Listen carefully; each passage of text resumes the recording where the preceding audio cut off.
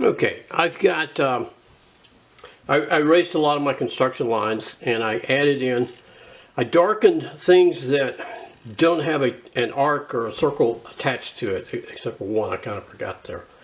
So this has on the book has a diameter of 0.75, so in our drawing it's 1.5. So we find our 1.5 circle template, and if you notice, it measures just a wee hair bit. Well, it measures just a hair over 1.5, but once we put our pencil lead in there, it kind of gets a little small. So you want to do the best you can with lining up the edges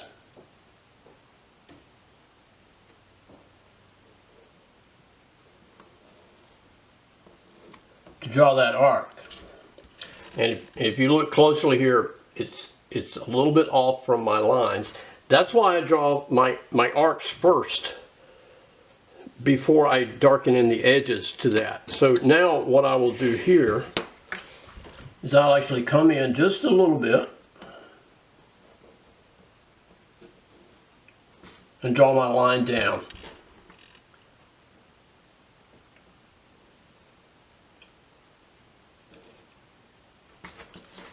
And depending upon your circle template, it may be a lot closer or a lot smoother than that. Okay, so let's look at our hole. Our hole in the book has a diameter of 0.25, so that means we're going to use a 0.5 diameter. This one's not a problem. We just line up those center marks and draw that one in. Now I can finish darkening across the bottom here, since I've got the endpoints. Okay, now up here at the top, these have got some radius 0.1, which in our drawing is going to be a radius of 0.2. So we want a hole of 0.4. And so looking across, a 13/32 will be the closest. And here once again, you got to line up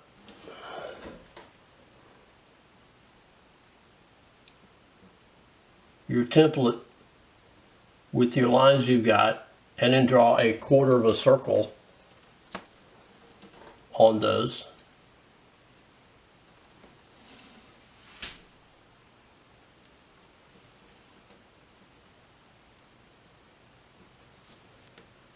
And then we have the same thing down here in the side view.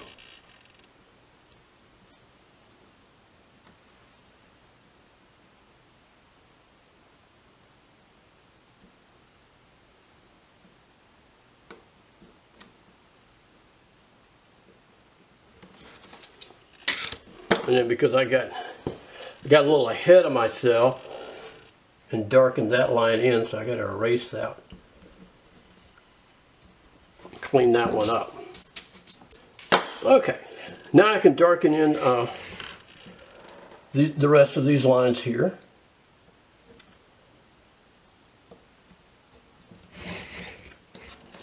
And do my hidden lines and my center lines, and I'll project those across. I'm going to stop the video and then come back when I get ready for dimensioning. Okay.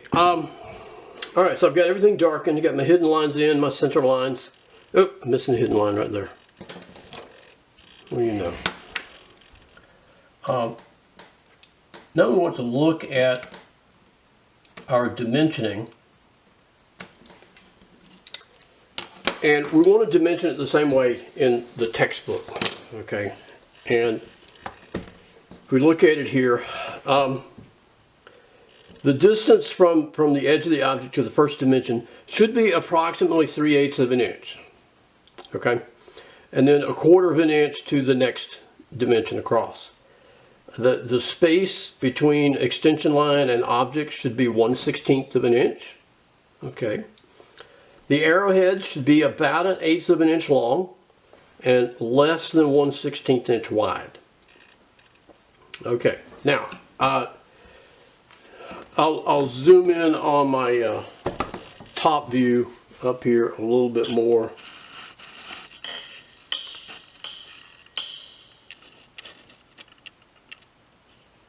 Okay, and start with a light pencil. Okay, and I'm going to do 2 across there. So I'm going to come out here. I'm going to come out 3/8 of an inch and put a tick mark, and then go another 1/4 of an inch and put another tick mark.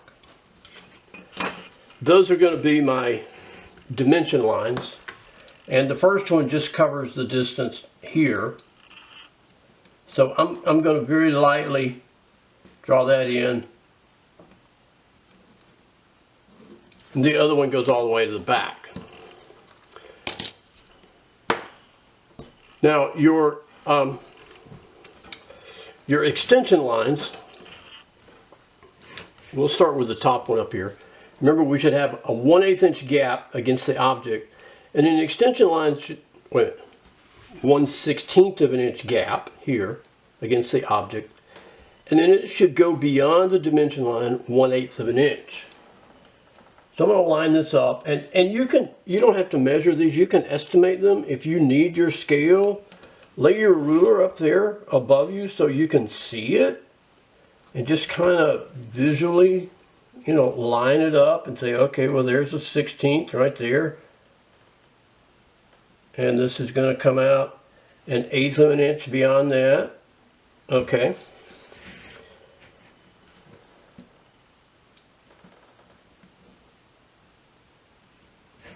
And then this one.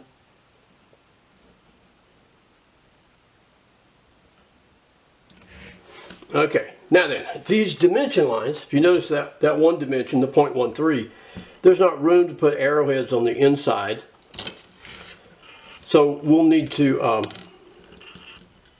put them on the outside. So let me go ahead and erase a little bit of space there on the inside of that.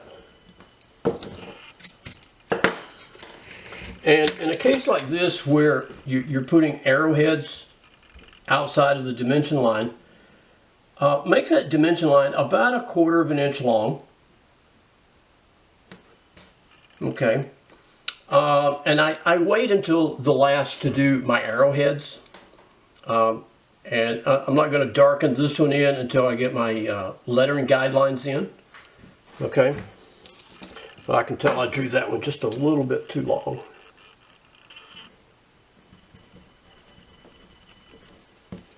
Okay. Well, since I'm zoomed in on this one, I'll go ahead and do that. So we take our lettering guide, and using a very light pencil,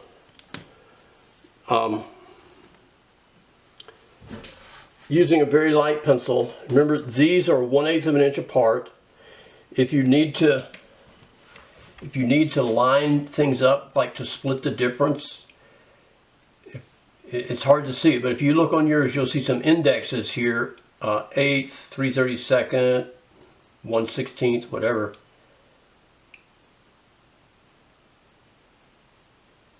And then you line,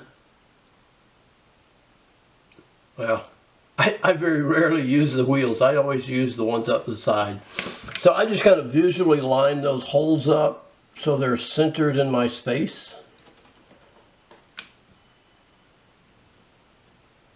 Very lightly drew me a couple of lettering guidelines there. Do the same up here. Okay. And now to letter those things, when I'm doing a lot, I find it, well, it's kind of dirty. I find it much better, it keeps things cleaner if you lay a piece of paper down to rest your arm on and then do your lettering. So this has a dimension of 0.50.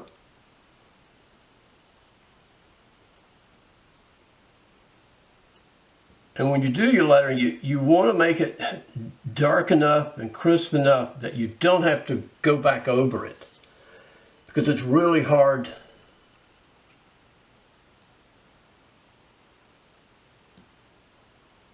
to trace back over your numbers.